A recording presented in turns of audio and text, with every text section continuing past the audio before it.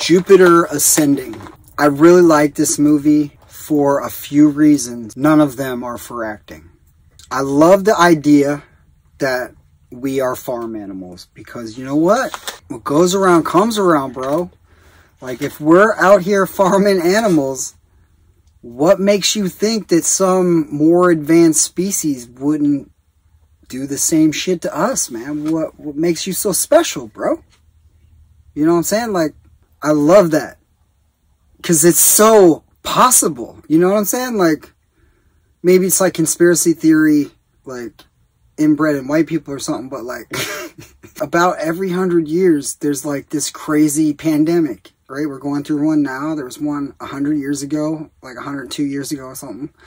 And there was one before that, about 100 years before that, and then 100 years before that. You go back in time, bro. Every, like, almost 100 years, some shit goes down. Bubonic plague, flu, COVID. It's not outside of the realm of possibility. I love shit that happens in space. I love that about it.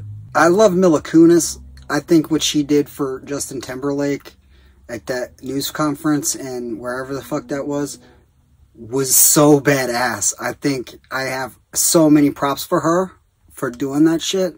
Like, that is just the coolest kind of shit. Like, I want to be surrounded by awesome fucking people like that. You know what I mean? I'm not hating on her at all. Like, if somebody's gonna fucking inherit the world, why not? Why not? I mean, it's probably like every girl's dream, right? To play that part. So, fuck it. Let her have it. There's a lot of love story in it. It's a fucking sci-fi movie for girls, really. Yo, dude, this is where adrenochrome, the whole idea of adrenochrome came from. Earth and countless other planets were established by families of transhuman and alien royalty for the purpose of harvesting the resulting organisms to produce a youth serum for the elites on other planets. After the death of the matriarch of the House of Abraxas, the most powerful of the alien dynasties, her children, 3 dicks, quarrel over their inheritance like they would, the oldest inheriting the most, an enormous refinery on Jupiter, and the youngest spending his inheritance on a lavish spaceship.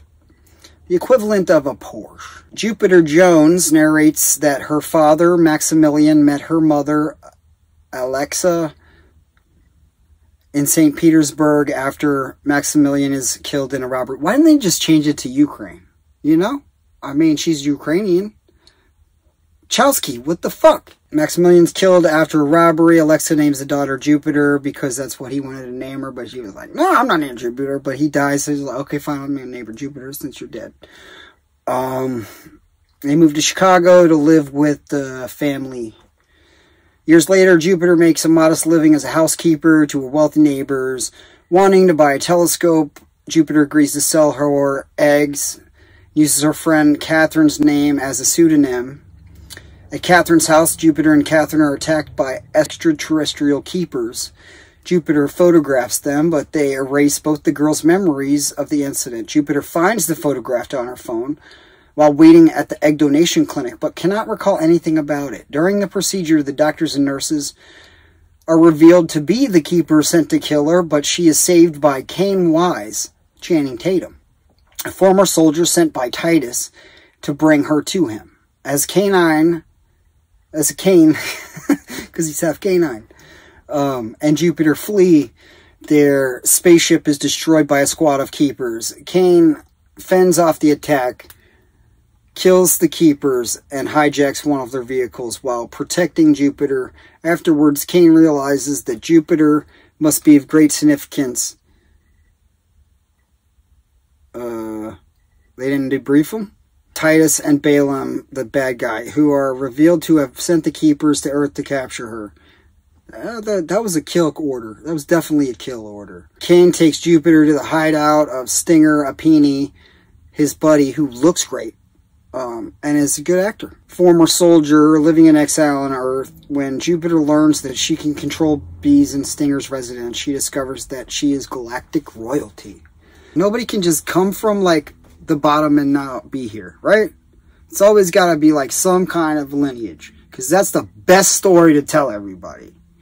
That's so, like, English, isn't it? Like, isn't that the English way to be? Like, oh, well, you're born where you're born, and you can never aspire to be shit else unless you're secretly can pull a rock or a stone or a sword out of a stone, right? Make more stories where the guys that are winning are just normal people. Okay? Alright? Singer agrees to help with Jupiter, but she is captured by a group of hunters who are supposed to be working for the bad guy.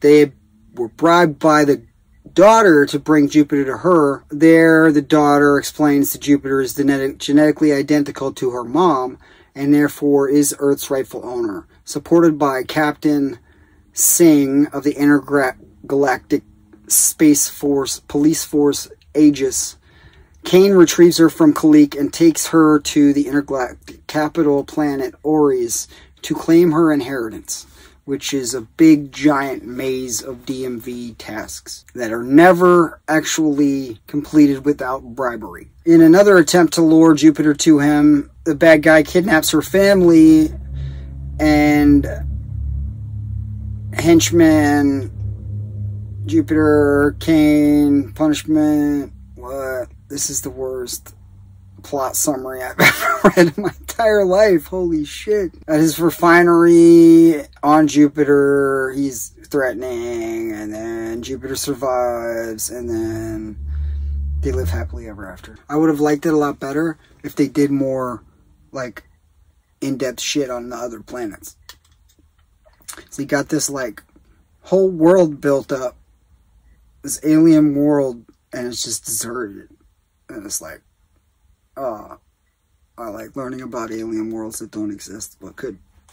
I like it. I've seen it like a few times, like probably 5 times. I would have seen it 15 times, but I'm not buying Channing Tatum as this like badass military guy, man. Like, he's built for it, right? He looks the part.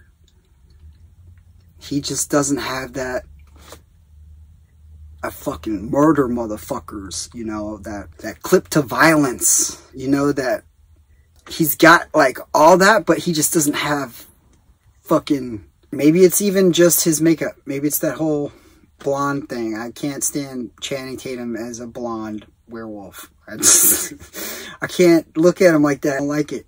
Funny though, I like him in funny shit. I loved him in Jump Street. It's the best thing in Jump Street. That shit was funny. And I saw a dog, and he's getting there. He's getting there. Honestly, he's getting there. Like, he's not there yet, but he's getting there. I can see the difference. There's a progression going on. Eddie Redmayne, he's a good actor, okay? But in this role, I don't like him in this role at all. It's not like the kind of don't like that you're supposed to not like. You know what I'm saying?